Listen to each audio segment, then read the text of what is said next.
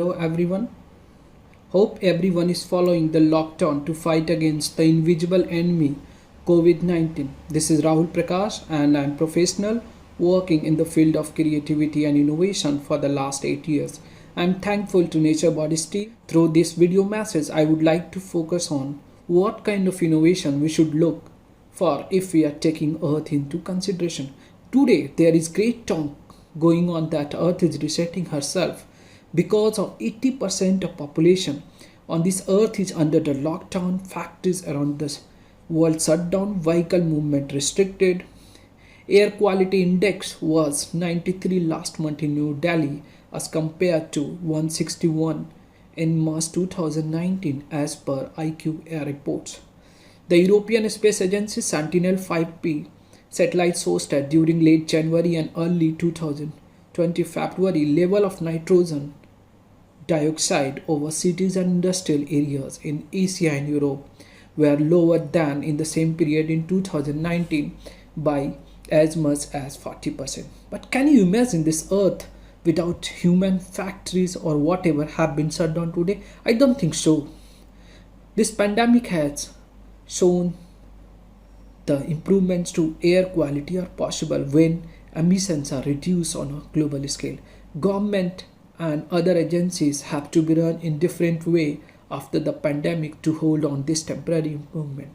So now onwards, if you are coming out with some innovation, it should not add to carbon footprints, water footprints, or should not disturb the ecological balance.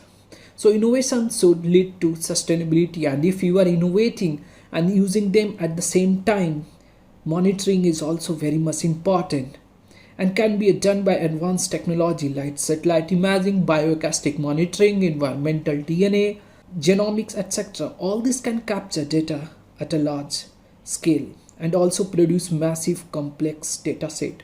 Artificial intelligence and cloud computing can be used for more meaningful insight and creating the opportunity for transformating solution. In the end, I would like to conclude with a paragraph that no doubt necessity is the mother of invention. Man in his evolution on this planet has tried to understand the nature and the forces around him and use them for his survival, comfort and commerce. When man's ego and greed overcome his wisdom and common sense, nature sends a strong warning that its forces are superpower and we are mere babies on this planet Earth. We are definitely not its master.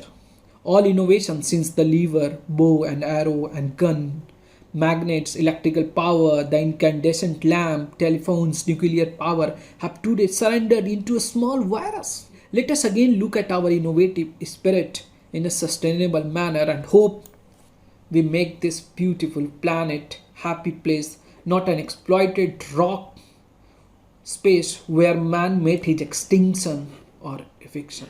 Thank you so much.